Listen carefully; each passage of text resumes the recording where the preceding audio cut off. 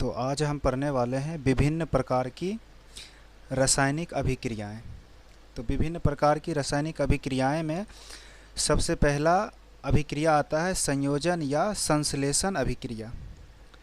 तो इसका मतलब क्या होता है? संयोजन का मतलब हुआ जुड़ना और संश्लेषण का मतलब हुआ बनना। तो संयोजन या संश्लेषण अभिक्रिया वह है जिसमें दो या अधिक पदार्थ, अब पदार्थ तत्व भी हो सकता है या यौगिक भी हो सकता है, परस्पर संयोग करके एक नए पदार्थ का निर्माण करते हैं और नए पदार्थ के गुण मूल पदार्थ के गुण से बिल्कुल भिन्न होते हैं। तो इस अभिक्रिया में होता क्या है वास्तव में कि दो या अधिक पदार्थ आपस में मिलते हैं, परस्पर संयोग करके मतलब आपस में मिलते हैं। अब दो पदार्थ जो है वह तत्व भी हो सकता है या यौगिक भी हो सकता है। तो दोनों पदार्थ मिल करके एक नए पदार्थ का निर्माण करता है जिसका गुण दोनों मिलने वाले पदार्थ से बिल्कुल अलग होता है। ठीक है, तो अब चलिए इसका उदाहरण देखते हैं। जैसे कार्बन ऑक्सीजन के साथ अभिक्रिया करके कार्बन डाइऑक्साइड बनाता है। अब देखिए यहाँ कार्बन एक तत्व है, ऑक्सीजन भी एक तत्व है, दोनों संयोग करके कार्बन डाइऑक्साइड जो कि एक यौगिक है उसका निर्माण किया है। तो यहाँ पर हम देखते हैं कि कार्बन का अपना अलग गुण है, ऑक्सीजन का अपना अलग गुण है और इन दोनों के मिलने से जो कार्बन डाइऑक्साइड बना उसका फिर अलग गुण है। ठीक इसी प्रकार से और भी उदाहरण है। जैसे मैग्नीशियम ऑक्सीजन से अभिक्रिया करके मैग्नीशियम ऑक्साइड बनाता है।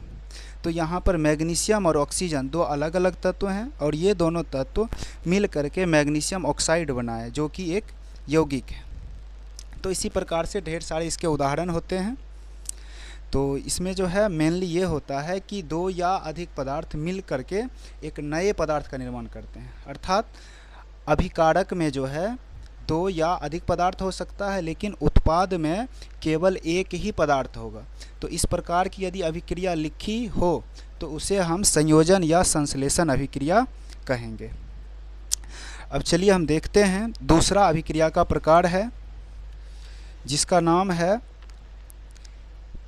वियोजन या अपघटन अभिक्रिया। तो इन दोनों का मतलब होता है टूटना। वियोजन या अपघटन का मतलब हुआ टूटना। तो इसका परिभाषा क्या है कि वियोजन या अपघटन अभिक्रिया वह अभिक्रिया है जिसमें किसी यौगिक के बड़े अणु के टूटने से दो या अधिक सरल यौगिक बनते हैं जिनके गुण मूल यौगिक के गुण से बिल्कुल भिन्न होते हैं।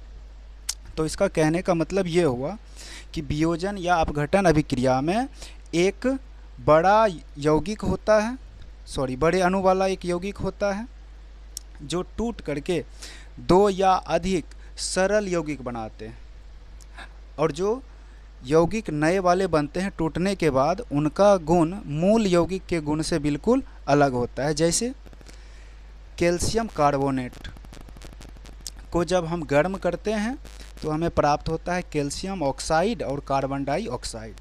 तो यह एक जटिल यौगिक है जबकि ये दोनों एक सरल यौगिक है।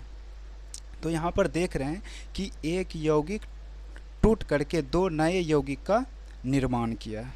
इसी प्रकार से इसके अन्य उदाहरण हो सकते हैं। जैसे potassium chlorate 2KClO3 potassium chlorate को गर्म करने पर पोटेशियम क्लोराइड बनता है और ऑक्सीजन गैस निकलती है। तो इस अभिक्रिया में भी एक जटिल यौगिक है, वह टूट करके एक यौगिक बनाया है और एक तत्व बनाया। तो ये था वियोजन या अपघटन अभिक्रिया। अभिक्रिया के और भी प्रकार होते हैं जिसे अगले वीडियो में हम बताएंगे।